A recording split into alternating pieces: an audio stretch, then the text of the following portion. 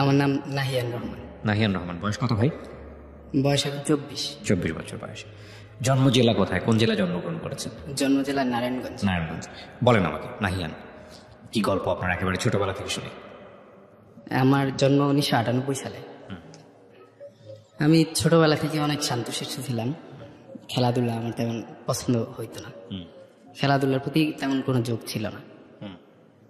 আমি গান টান বেশি পছন্দ করতাম, গান শুনতাম, গান গাইতামও। আর আমার আব্বু আপনার আগে আমাদের এলাকায় হোটেল ছিল, খাবারের হোটেল। ওই সময় আমি হোটেলে মাঝে মাঝে থাকতাম, কাজ করতাম। ক্লাস 1 থেকে মানে শান্তশিষ্ট ছিলাম। আর মেয়েদের সাথে কথা টথা কিছু বলতাম না, কখনোই কথা বলতাম না, কথা বলতে ভালো লাগতো না। আর ক্লাস 1 থেকে মানে আগে ক্লাস থেকে 1 এর অ্যাটিটিউড বলতেছেন? হয়তো কাউকে কোনো মেয়ে দেখলে আমি লজ্জায় বা বড়দের সাথেও তেমন কথা বলতাম না, লজ্জায় পড়ে যেতাম। আচ্ছা। একেবারে শান্ত স্বভাবের ছিলাম। তো এরপরে যখন আমার ক্লাস 9-এ উঠি, 9-এ তো সব ছেলে মেয়ে একসাথে থাকে, তখন মেয়েদের সাথে একটু ভালো কথাবার্তা হয় বা ফ্রেন্ডশিপ ভালো হয়।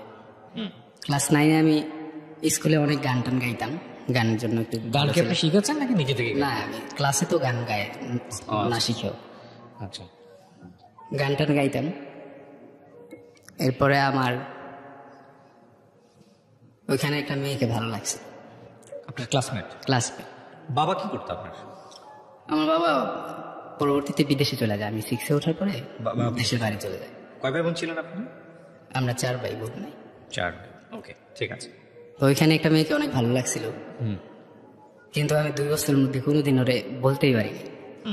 9-10 কোনোদিনই বলতে পারিনি। এমনিতে ভালো লাগতো, ক্লাসে সবাই জানতো, কিন্তু ভালোবাসা বা ভালো লাগার কথা কোনোদিন বলতে পারিনি, বলা হয়নি। আচ্ছা। এরপরে এসএসসি পরীক্ষা দিলাম। পরীক্ষাতে 2014 সালে পরীক্ষায় আমি জিপিএ 5 পাই এসএসসিতে। ওকে, ভেরি গুড। এরপরে আমাদের ওইখানেরই একটা স্থানীয় কলেজে ভর্তি হই। আচ্ছা। আর সরকারি কলেজ ছিল, তো ওইখানে রাজনীতি একটু বেশি ছিল, যার কারণে কলেজে যাওয়া খুব কম হইতো। আচ্ছা। ওই সময়টাতেই কলেজে ওঠার পরে আমাদের বাড়ির পাশেরই একটা মেয়ে, ওই মেয়েটা তখন ক্লাস 6-এ না 7-এ পড়তো, আমার মনে নাই, সম্ভবত 6-এ। ওই মেয়েটা আমার অনেক পছন্দ করতো। আচ্ছা। তো আমার কোনোদিন বলে নাই, আমাদের পুরা গ্রামে সবাইকে জানাই ফেলছে যে ওই মেয়ে আমার পছন্দ করে। আচ্ছা। পরে আমার হঠাৎ করে একদিন বললো, আমার একটা কাগজের মধ্যে চিঠি লিখে দিল যে আমাকে ভালো লাগে। কিন্তু আমি তখন ওই মেয়ে ছোট দেখে আমি পাত্তা দিতাম না তেমন, ছোট মানুষ আমি তখন ইন্টারে পড়ি, এখানে রিলেশন হবে না। আর ওই মেয়ে ছিল আমার সম্পর্কে ভাতিজি। আচ্ছা।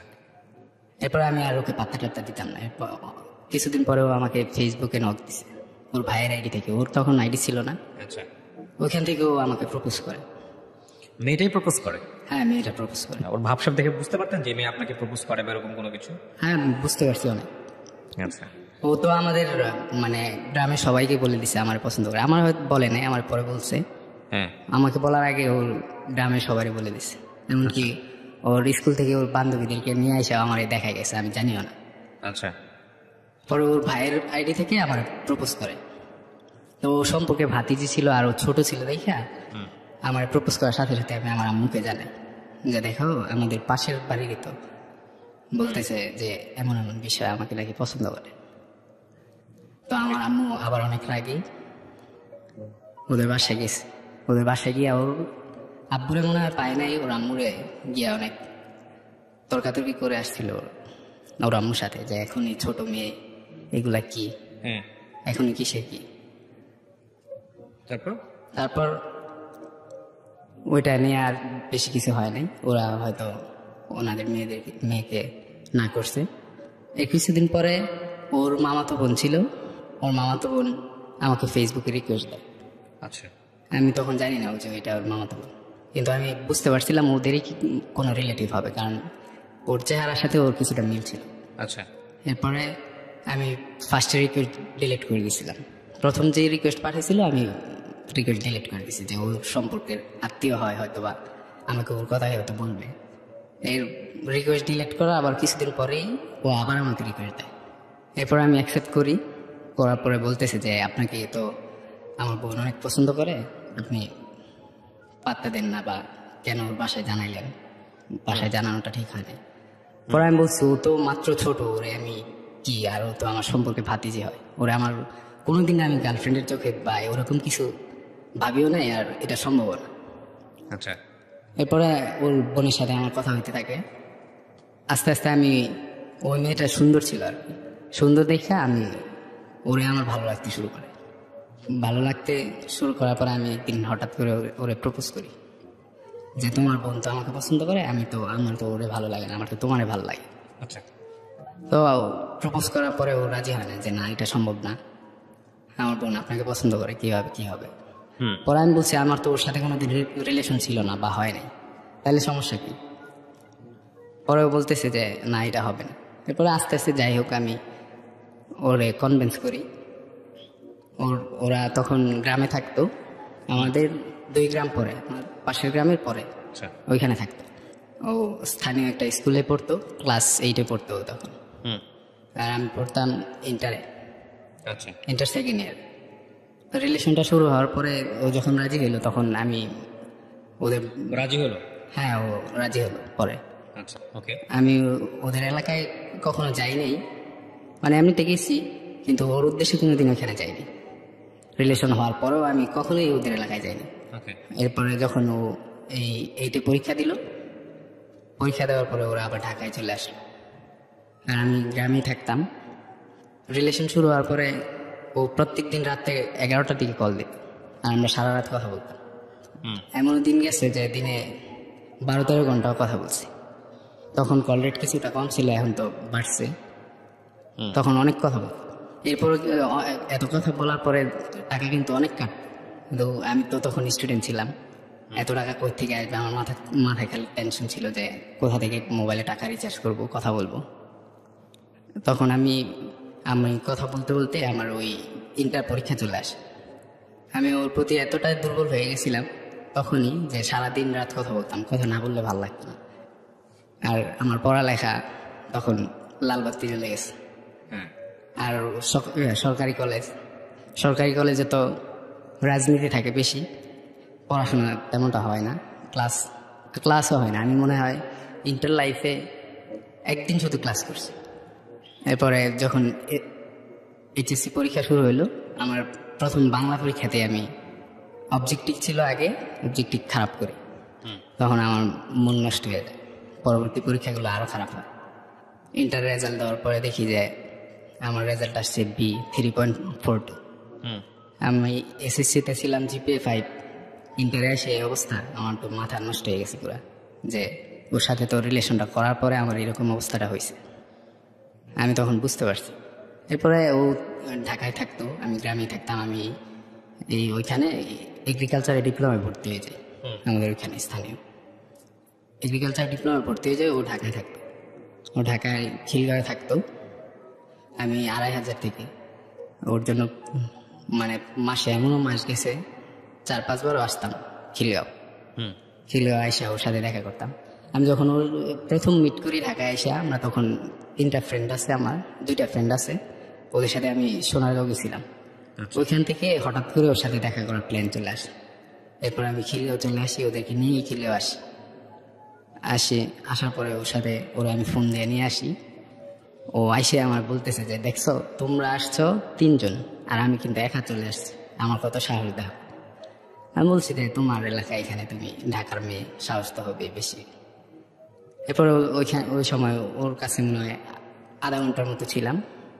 এরপর আবার চলে যাই, বাসায় চলে যাই। এমনও মাস গেছে 5-6 বারও আসছি। আমি যে তখন স্টুডেন্ট ছিলাম, আমার টাকা পয়সা কীভাবে ম্যানেজ হইতো বা ফোনের টাকা কীভাবে ম্যানেজ হইতো ও কোনোদিন আমার জানতেও চায় না। আর সবচেয়ে মজার ব্যাপার, আমি যতদিন ওর সাথে কথা বলছি, যতদিন জিজ্ঞেস করছি যে কি খাইছো বা কি দিয়ে খাইছো, 6-7 বছরের মধ্যে কোনোদিন বলে না যে আমি এটা খাইছি। তো আমি মাসে 5-6 বার আসতাম এখানে, আইসা ওর সাথে দেখা করতাম। হঠাৎ করে আমার আম্মু একদিন বুঝে ফেলে যে আমি ঢাকা যাই, গিয়ে তার সাথে বা কিছু একটা করি। আর মারা তো বুঝা যায়, কিন্তু আমি কোনোদিন স্বীকার করি না আম্মুর কাছে। এরপর আমার ফ্রেন্ড কোন ফ্রেন্ড জানি বলে দিছে যে হয়তো ওইখানে যায়, গিয়ে একটা মেয়ের সাথে দেখা করে, আর ওইটা এখানে যে আছে ওনার সুমন্দির মেয়ে। তো আম্মু আমাকে, আমি একদিন আসছিলাম বৃহস্পতিবারে, জ্যাম ছিল রাস্তায়, নোয়াপুরের রাস্তা অনেক জ্যাম থাকে, যার কারণে আমার যাইতে রাত হয়ে যায়। তো আম্মু আমাকে ওই দিনই ধরছে, ধরে বলতেছে যে হাতে নাতে ধরছে যে তুই কোথা থেকে আসছ, ঢাকা থেকে আসছস, তার সাথে দেখা করে আসছস, সেটা কিন্তু আমি জানি। আমি তো পুরা থ হয়ে গেছি যে কিভাবে জানলো, কি এমনি কি হইল। পরে শুনি যে আমার এক ফ্রেন্ড বলে দিছিল আমি এখানে আসছি, ঢাকায় আসছিলাম, দেখা করছিলাম। কিন্তু তারপর আমি আম্মুর সত্যি কথা স্বীকার করি নাই যে না আমি অন্য কাজে গেছি, এটা বলছি। আচ্ছা। পরে তাও আম্মু আমার, ওর আবার রিলেটিভ আসছিল ওইখানে, ওদের কাছে গিয়ে জিজ্ঞেস করছে যে এই মেয়ে কি, কেমন, এটা সেটা। তো ওর সম্পর্কে কি জানি বলছে, আমি তেমন জানি না। এরপরে হঠাৎ একদিন আমাদের দেখা করার কথা ছিল, আমার আসার কথা ছিল। সকালবেলা আমি ফোন দিই, ওর মোবাইল দেখি ফোন অফ। পরে হঠাৎ বিকেলের দিকে, আমি আর আসিনি, মানে ঢাকায় আর আসিনি, হঠাৎ বিকেলের দিকে আমাকে বলতেছে ওর আব্বু ফোন দিছে। ওর আব্বু ফোন দিয়ে বলতেছে যে তোমার বাসা কই, বা ওর সাথে কিসের কথা বলো, মেসেজ টেসেজ কিন্তু আমরা সব দেখছি। তো আমি বলছি যে ওর তো কোনো দোষ নাই, আমি ওকে পছন্দ করি, ওরা কিছু বললেন না, ওর কোনো দোষ নেই। তো উনি বলতেছে যে না তোমার বাসায় এখানে, আমরা কিন্তু জানি তুমি কাজটা ঠিক করতেছো না, ও অনেক ছোট। তো আমি বলছি আচ্ছা ঠিক আছে, ওরা কিছু বললেন না, আমার দোষ, আমি আর সামনে কিছু করবো না। ওরা তো আমাকে বিকেলে ফোন দিয়ে অনেক কান্নাকাটি করতেছে যে বাসায় নিয়ে ফেলছে, আমার তো মারবে। তো আমি বলছি দেখো আমি তোমার আব্বুরে বলছি, কিছু হবে না।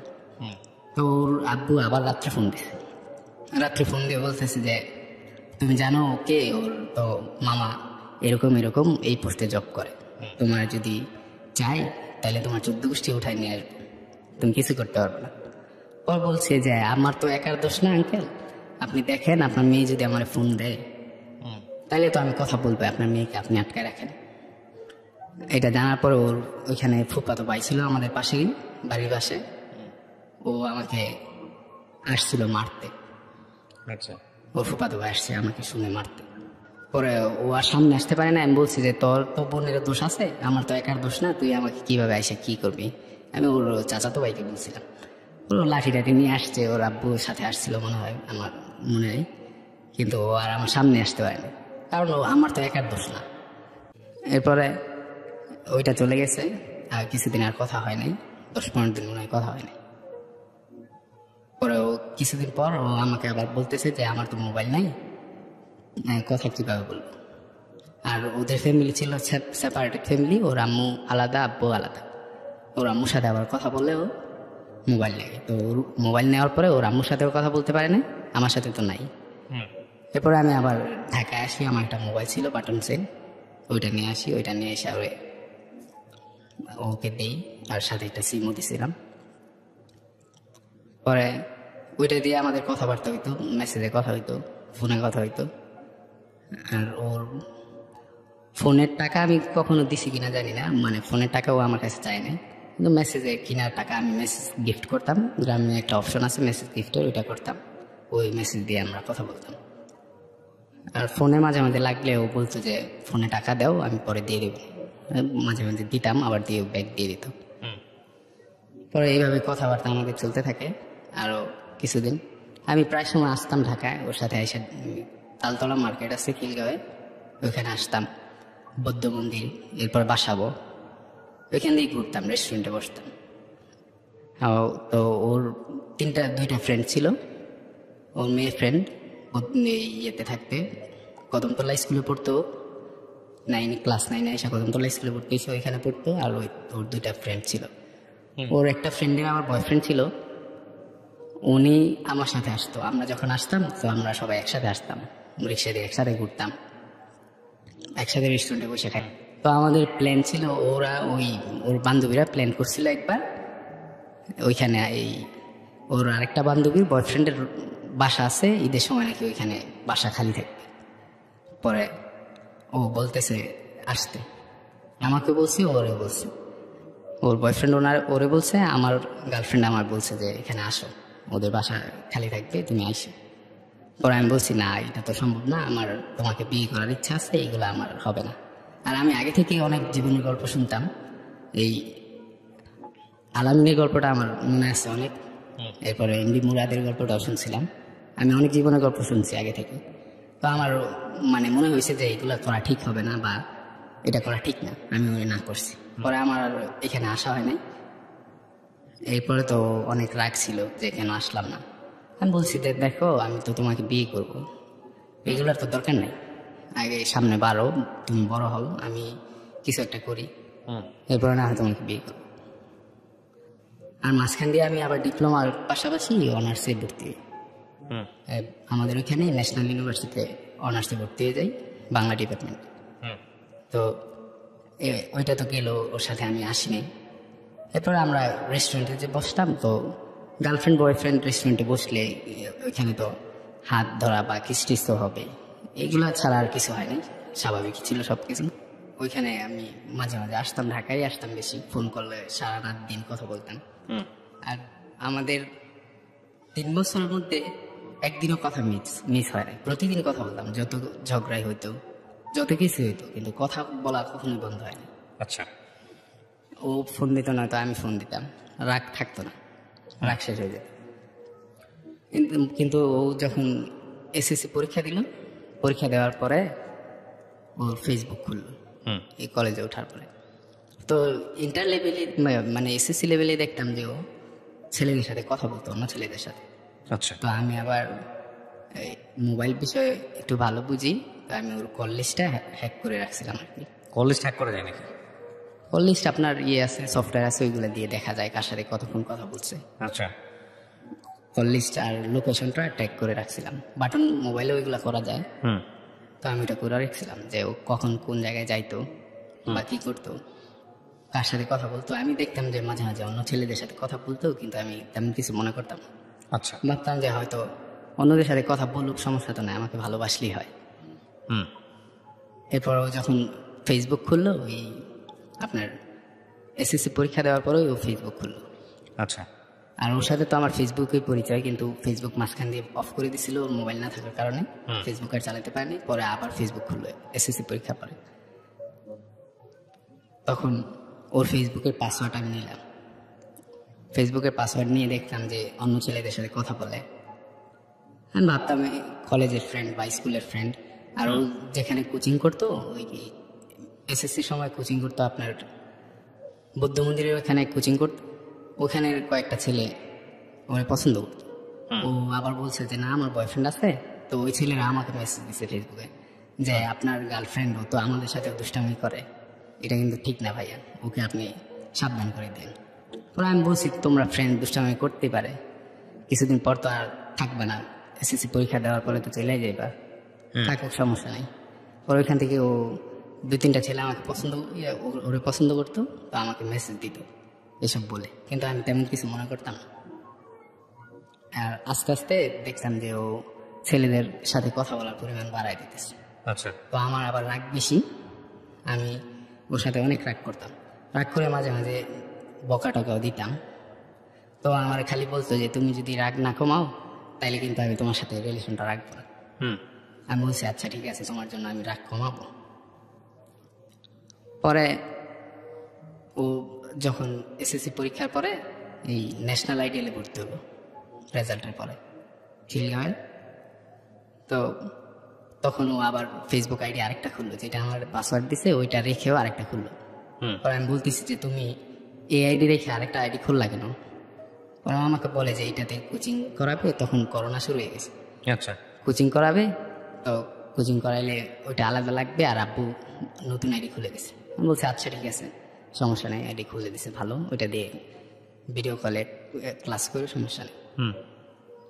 তো ও দেখলাম যে আমার যে আইডির পাসওয়ার্ড দিছে ওই আইডিতে আর বেশি থাকতোই না। আচ্ছা। আমি দেখতাম যে ওই আইডিতে ও অ্যাক্টিভ থাকতো, কিন্তু ও জানতো না আমি ওই আরেকটা ফেক আইডি খুলে ওইটার সাথে অ্যাড ছিলাম বা ট্র্যাক করতেছে। হ্যাঁ, তো ও তো জানতো না। আমি দেখতাম যে ওই আইডিতে আসতোই না, ওইখানেই বেশি থাকতো। পরে আমি বলতাম তুমি এখানে আর আসো না, আমার সময় দাও না, কি হয়েছে তোমার সমস্যা কি?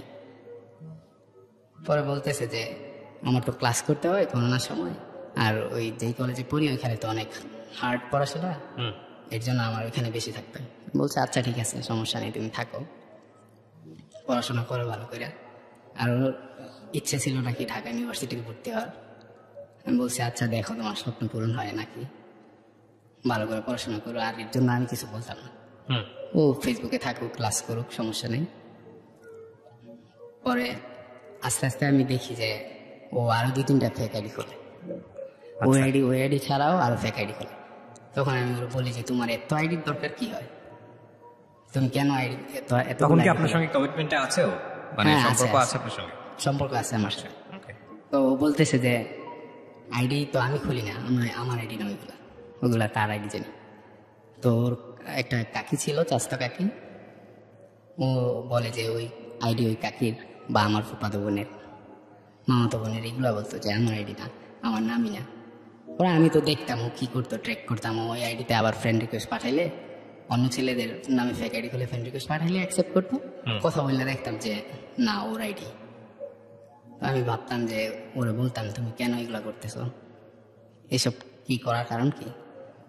আমি তো ওর সাথে প্রায় অনেকবার দেখা করছি, অনেকবার ওর সাথে, মানে অনেক কিছু তো হয়েছে। তো আমি বলতাম যে এত কিছু করার পরেও তুমি কিভাবে অন্যজনের সাথে কথা বলো তোমার।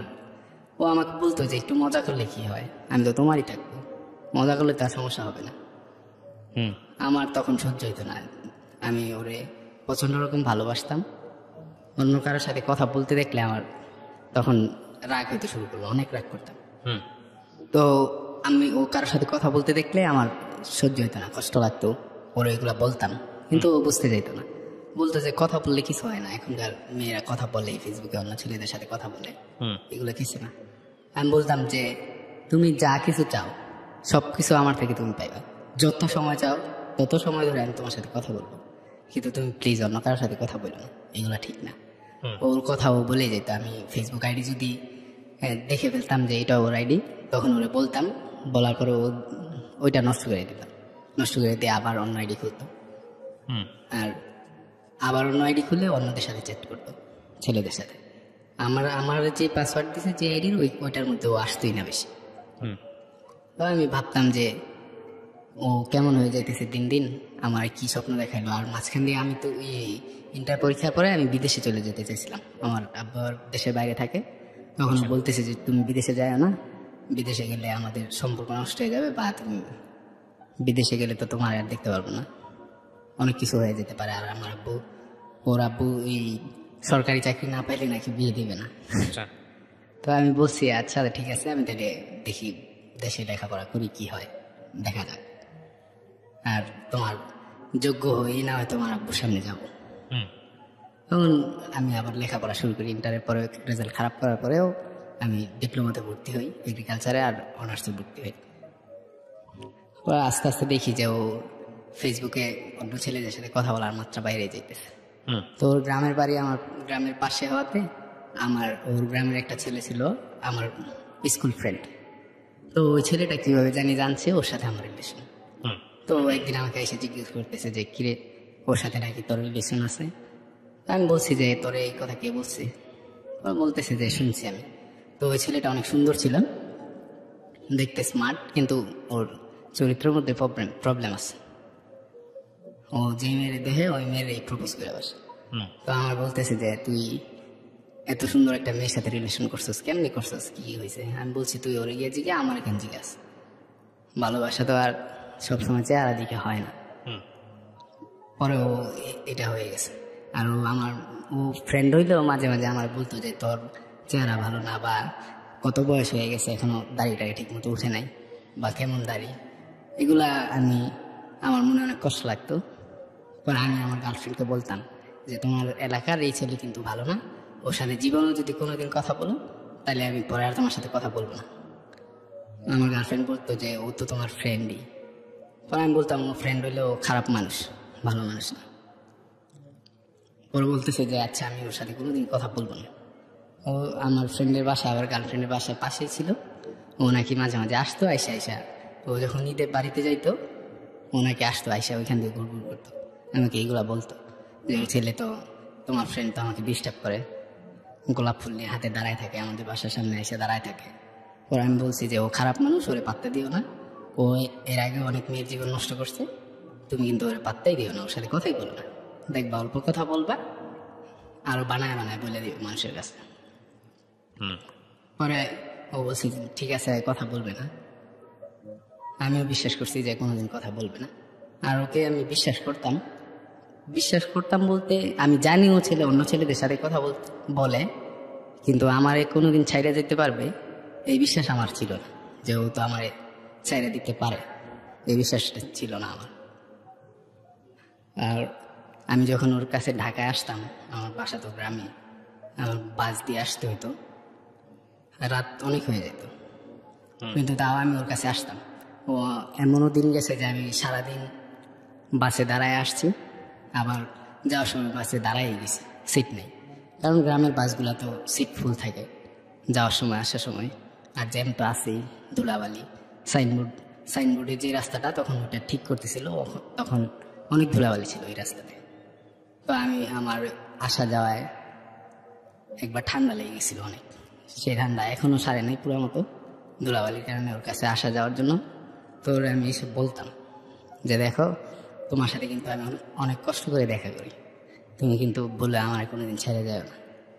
তো ও বলতো যে আমি তো তোমাকে ভালোবাসি, যাইতাম, ও বলতো যে আমি তোমাকে কোনোদিন ছেড়ে যাব না। তারপর আমি ছেলেরাও আসতাম মাঝে মাঝে, এসে ওর জন্য দাঁড়ায় থাকতাম, ও আসতো, এসে আমরা দেখা টেকা করতাম। যখন করোনা মাঝখান দিয়ে আসলো ও গ্রামে চলে গেছে। গ্রামে যাওয়ার পরে ওর সাথে আমার দেখা হয় না, তেমন কথাও খুব বেশি হয় না। তাই ওর ফেসবুক আইডি তো আছে, ফেসবুকে অন্যদের সাথে কথা বলে, আমি এগুলো দেখতাম বা শুনতাম। আমার সাথে কথা বলা কমাই দিছে, ও ফোনেও তেমন কথা বলে না। তো হঠাৎ করে একদিন আমি শুনি 2 বছর আগে মেবি আমার যেই ফ্রেন্ডের কথা বলছি, ওই ফ্রেন্ড আমাকে বলতেছে যে তুই নাকি এই মেয়েকে ডিস্টার্ব করস।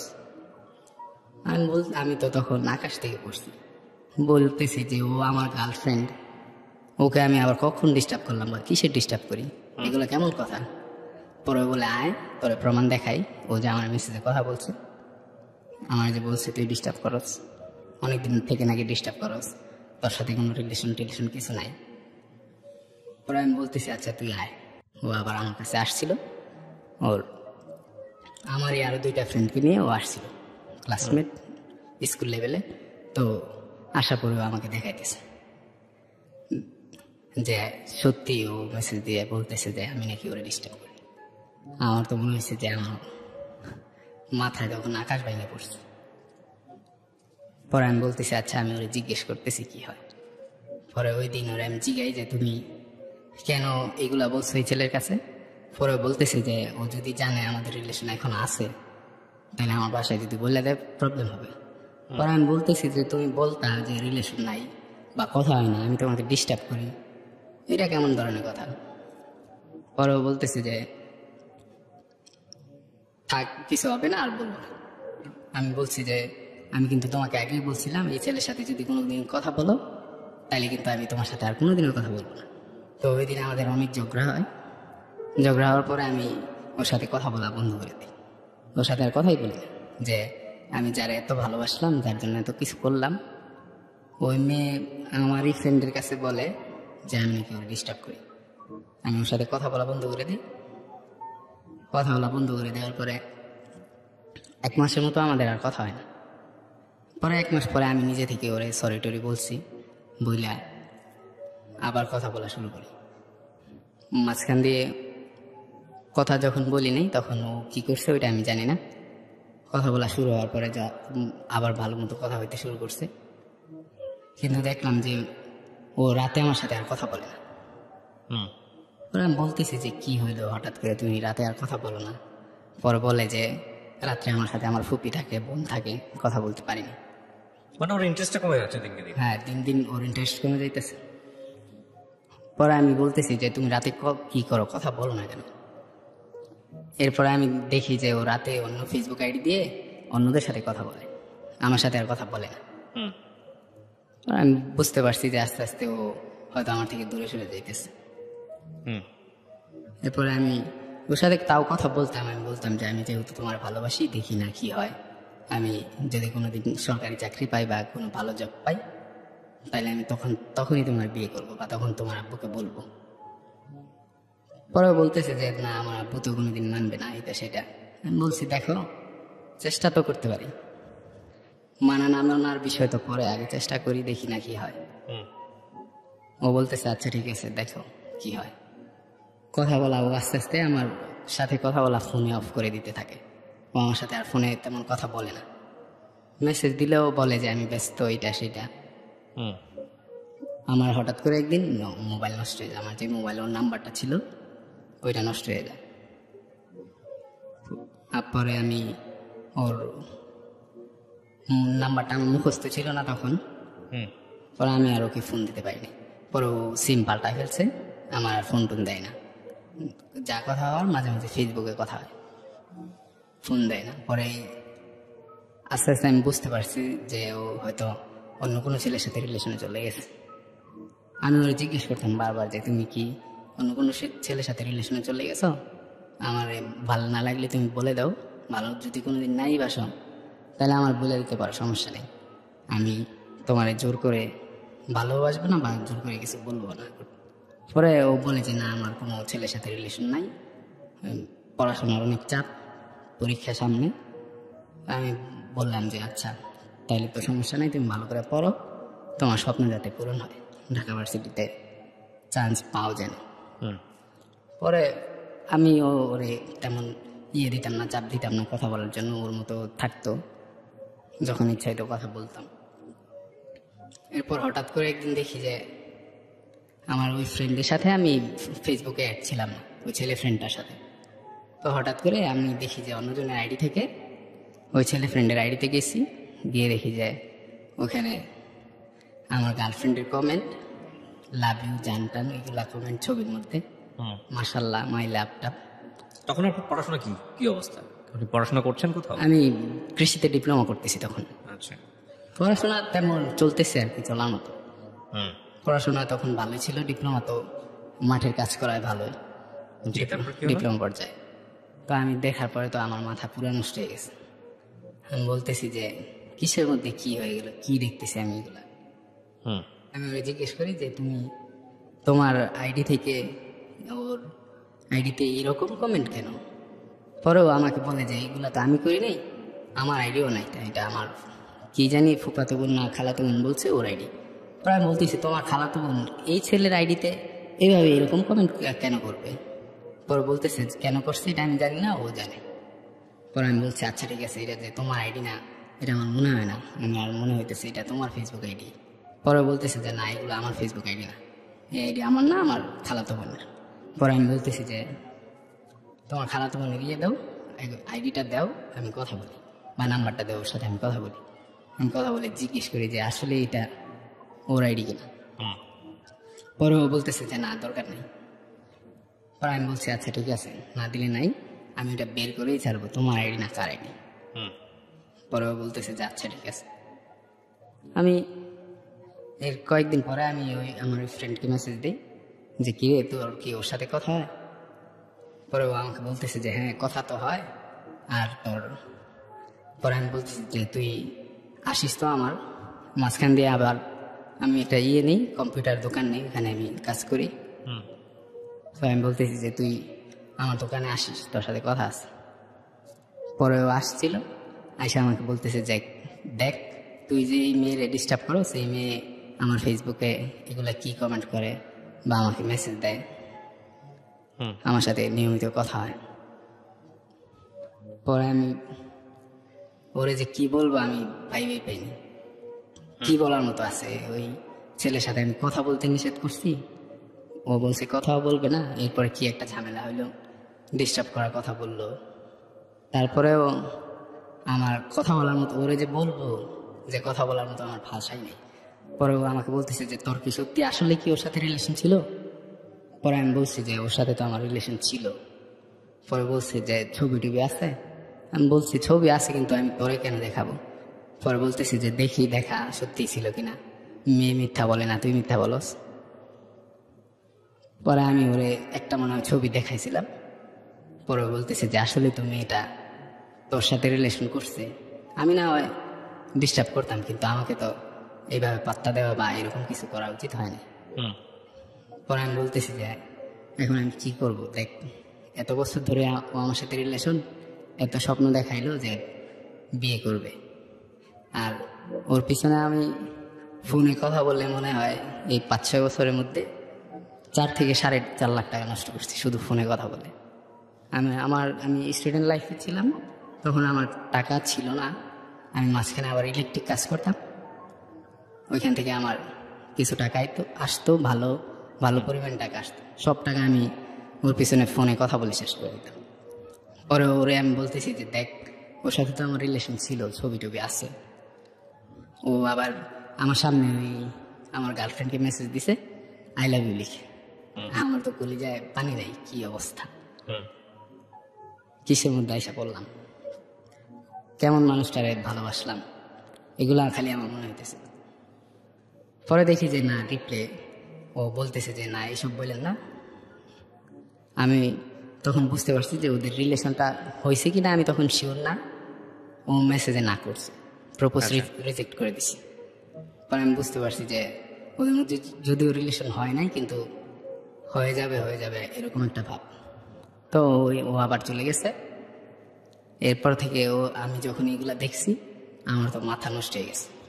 আমি এর আগে কখনো সিগারেট খাই নাই, এর আগে বন্ধু বান্ধবরা থাকতো মাঝে মাঝে খাইতাম, কিন্তু এই কাহিনী হওয়ার পরে আমি নিয়মিত সিগারেট খাওয়া শুরু করি। বেনসিন সিগারেটের 2-3 দিনে 1 প্যাকেট শেষ হয়ে যেত। আমি ইচ্ছা মতো সিগারেট খাওয়া শুরু করি। আর আমার এলাকায় সিগারেট খাইতাম না, আমি একটু দূরে গিয়ে খাইতাম। তো এই যাতায়াত খরচ প্লাস সিগারেট এগুলো দিয়ে আমার অনেক টাকা নষ্ট হয়ে গেছে। তো আমার যে ছিল দোকান ছিল, দোকানের অনেকগুলো টাকাই নষ্ট হয়ে গেছে সিগারেট বা প্লাস এইরকম কিছু করে। তো আমার অনেক টাকা পয়সা নষ্ট হওয়ার পরে আমি যখন দেখলাম যে ওর সাথে মনে হয় রিলেশন হয়ে গেছে, ও এখন নিয়েতে আছে, সাইনবোর্ডে থাকে। তো আমি নীলক্ষেত গেছিলাম আমার বই আনার জন্য দরকারে।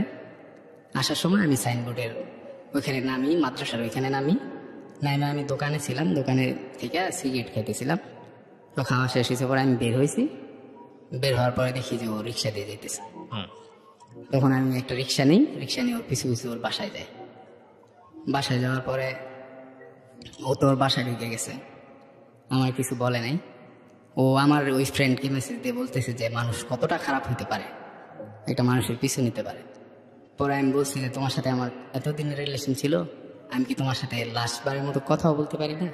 কেন তুমি আমার ছাইরে গেলা, বা কি হইলো আমাদের মধ্যে এরকম যে তুমি অন্যজনের সাথে রিলেশনটা চলে গেলা, আমার স্বপ্ন দেখাইলা। ও আমার সাথে আর কোনোদিন কথা বলে না। ওর ওই আমার ফ্রেন্ডের মাধ্যমে দিয়ে আমাকে বলে যে তুই ওরে ভুলে যা, তোর সাথে রিলেশন নাই, কিছু নাই। আমাকে অনেক বকাঝকা করে। ওই ফ্রেন্ড আবার আমাকে স্ক্রিনশট দিয়ে পাঠায়। তো ওইগুলা দেখার পরে আমি অনেক ভেঙে পড়ি। আমি আমার বাসায় জানিয়ে যায়, বাসায় আমার খাওয়া দাওয়া ঠিক মতো হয় না, ঘুম হয় না, মাঝে মাঝে ঘুমের ট্যাবলেট খাইতে হইতো, সারা রাত্রেও ঘুম হইতো না। ঘুমের ট্যাবলেট খাওয়ার পরে তারপরে ঘুম আসতো। এরপরে ও কিছুদিন পরে আমি ওর যে ফুফাতো ভাই আছে, ওই ফুফাতো ভাইকে আমি বলি যে তোমার বোন দেখাও আমার সাথে 6-7 বছরের কি নাটকটা করছে, তুমি তো আসছিলে আমাকে মারতে, মারার পরে যে দেখো এই ছেলের সাথে এখন রিলেশনে আছে। আর ও আমাকে বলে যে আমার গার্লফ্রেন্ড আমাকে মাঝখান দিয়ে একবার বলছিল যে আমরা বিয়ে করে ফেলছি। কাকে বিয়ে করছে ওইটা বলে নাই, কিন্তু বলছে যে আমি বিয়ে করে ফেলছি। রেজাল্টটা কি দাঁড়াচ্ছে, লাস্ট পর্যায়ের রেজাল্টটা কি দাঁড়াচ্ছে আমাকে একটু বলুন তো। মানে এই সম্পর্কের শেষ পরিণতিটা কি আসলে? শেষ পরিণতি ও আমাকে বলে নাই কেন চলে গেল, কবে চলে গেছে। চলে যাওয়া বলতে এটা রোজা ঈদের পরে আমি যখন জানতে পারছি। চলে যাওয়া বলতে কি আপনাকে মানে আপনার সাথে তো বিয়েই হয়নি, হচ্ছে কি না, আমার সাথে পুরোপুরি ব্রেকআপ হয়েছে, ব্রেকআপ, কথা বলা অফ হয়ে গেছে। কথা বলা হয়ে গেছে। ও আপনার কাছ থেকে চলে গিয়ে অন্য কোথাও সুইচ করেছে নাকি বলে ফেলে কই ব্রেকআপ করে? না, আমার কাছে স্বীকার করে নাই কোনোদিন যে অন্য রিলেশন আছে কিনা, কিন্তু আমি বুঝতে পারছি। ওকে, এবার আপনি আমাকে বলেন যে গল্পটা আপনি কেন রেডিওতে বললেন, আমি থেকে আপনি কি শিখেছেন বা আমরা কি শিখতে পারি? আমি শিখতে পারছি যে আসলে পৃথিবীতে ভালোবাসা বলতে কিছু হয় না, সবকিছু এই একটা সম্পর্ক করেই আপনার এই ধারণা হয়ে গেল? সময়ের প্রয়োজনে হয়। আচ্ছা, এটা আপনার ধারণা? এটা আমার ধারণা ব্যক্তিগতভাবে। কেন আপনার ধারণা এটা? কারণ একটা মানুষকে আমি এত ভালোবাসলাম, ওর জন্য এত কিছু করলাম, কত টাকা পয়সা নষ্ট করলাম, দেশে থাকলাম, বিদেশে যাইলাম না। বিদেশ গেলে হয়তো আমার এখন অনেক টাকা থাকতো, কিন্তু ওর জন্য আমি দেশে থাকলাম আর পড়াশোনা করতেছি, এখনো পড়াশোনা শেষই হয়নি, আর ও আমাকে মাঝপথে রেখে চলে গেল। এটা কেমন কথা হইল? মানুষ আসলে ভালোবাসেই না কাউকে, এটা আমার মনে হয়েছে। আর ওর জন্য ওর সাথে আমার রিলেশন করে শুরুর দিকে আমার ইন্টার রেজাল্ট খারাপ করলাম, অনার্সে ভালো সাবজেক্ট আসে নাই, এগুলা মানে ওর সাথে রিলেশন হওয়ার পরেই হয়েছে। আমার মনে হয় যে কেউ যদি রিলেশন করেও ইন্টার লাইফে যেন রিলেশন না করে, আর করলেও পড়াশোনা যেন ঠিক রেখা এরপর রিলেশন করে। পড়াশোনা বা ফ্যামিলি এগুলা বাদ দিয়ে যেন রিলেশন না করে, ফ্যামিলি দিকেও খেয়াল রাখে। পড়াশোনা তো মাস্ট, পড়াশোনা দরকার, ভালো কিছু করতে হলে ভালোভাবেই পড়াশোনা করা দরকার। আর মেয়ে মানুষ, টাকা, গাড়ি, নারী এগুলো আসবে যাবে, পড়াশোনা আর ফিরে আসে, এটা আমি এখন উপলব্ধি করি। মানে আপনার রিয়েলাইজেশন এটা? হ্যাঁ, আমার রিয়েলাইজেশন এটা। আমি যদি ইন্টার ভালো রেজাল্ট থাকতো বা আমি ভালোভাবে পড়াশোনা করতাম, ভালো ভার্সিটিতে চান্স পাইতেও পারতাম। আমার এসএসসিতে রেজাল্ট ভালো ছিল, আর তখন তো আমার জব পাওয়া বা জবের জন্য, আমি কমার্সের স্টুডেন্ট ছিলাম, তো আমি এখন বাংলায় গিয়ে অনার্স করতেছি। আমি যদি অ্যাকাউন্টিংয়ে বা ম্যানেজমেন্টে এগুলাতে কিছু করতে পারতাম, ভালো চাকরি পাওয়ার সুযোগটা বেশি থাকতো। দেখুন, রিয়েলাইজেশনের জায়গাটাকে আমি রেসপেক্ট করি। প্রথম কথা হচ্ছে এটা। কেন রেসপেক্ট করি? পৃথিবীতে মনুষ্য জীবন সবসময় বিভিন্ন অভিজ্ঞতার মধ্য দিয়ে যায়। প্রথমত আমি আপনাকে সাজেশন দেওয়ার মতো কেউ না, কারণ আমি হিউম্যান বিং। আপনার লাইফে যে ধরনের অভিজ্ঞতা আছে সে ধরনের অভিজ্ঞতা টুকটাক হয়তো আমার জীবনেও আছে। ইন এ সেন্স আমি শুনেছি অনেকের কাছ থেকে, সেই জায়গা থেকে বলতে পারি। সেটা হলো যে আপনার বয়স এখন কত বলতেছিলেন? আমার বয়স 24 বছর বয়স সারা জীবনের জন্য এই অ্যাজাম্পশন নিয়ে চলার জন্য এনাফ না যে পৃথিবীতে ভালোবাসা বলে কিছু নাই। এটা রং। এটা আমি আপনার চেয়ে বয়সে বড় বা গল্প অনেক সুন্দর অভিজ্ঞতার জায়গা থেকে আমি আপনাকে বলতে পারি। এটা বিশ্বাস অবিশ্বাস আপনার ব্যক্তিগত বিষয়। তবে সেকেন্ড যে রিয়েলাইজেশনটা আপনার জীবনে এসছে যে এই প্রেমটা আমার ক্যারিয়ারটা নষ্ট করে দিল, এডুকেশন ক্যারিয়ারটা অনেক ঝামেলা করলো, এটা আমি নাই বা করলেও পারতাম, এই জায়গাটায় যে অভিজ্ঞতাটা হয়েছে এটা সত্য। এখন এটা মানেও জীবন শেষ হয়ে যাওয়া না, তাই না? জীবনে শুধুমাত্র লেখাপড়া করে যে অনেক মানুষ ভালো করতে পারে তা কিন্তু না। লেখাপড়া অনেক ব্রাইট রেজাল্ট করেও অনেকে অনেক কিছু করতে পারে না। সো আপনার হাতে সময় আছে বেটার কিছু করার, নাম্বার 1। আর নাম্বার 2 হচ্ছে যে আপনার এই গল্পটা শুনে যদি কেউ এইরকম সম্পর্কের মধ্যে থেকে থাকে সে যেন লেখাপড়া খারাপ না করে, এখান থেকে শিক্ষণীয় একটা বিষয় আছে। আমি শুধু এতটুকুই বলতে পারি শেষে এসে, সেটা হলো যা হয়ে গেছে সেটা অভিজ্ঞতা, এটাও একটা অনেক বড় শিক্ষা। সুতরাং সম্পর্কটা কেন থাকলো না, আর যে সম্পর্কে আপনি জড়াচ্ছেন সেই সম্পর্কের মানুষটাকে আপনার নিজের করতে হলে সেই সামর্থ্যটুকু, সেই যোগ্যতাটুকু, সেই স্ট্যাটাসটুকু আপনার আছে কিনা সেটা ভেবে সম্পর্কে জড়ানো বা মন দেয়া নেওয়ার বিষয়টা চিন্তা করাটা উচিত। আমার মনে হয় বেস্ট লার্নিংটা হচ্ছে। হ্যাঁ, এখনো আমাকে বলে যে ওর ঢাকা ভার্সিটিতে কিছুদিন আগে পরীক্ষা দিছে, এখন বলতেছে যে আমি নাকি ঝামেলা করাতে ওর ফ্যামিলিতে ও পড়তে পারে না।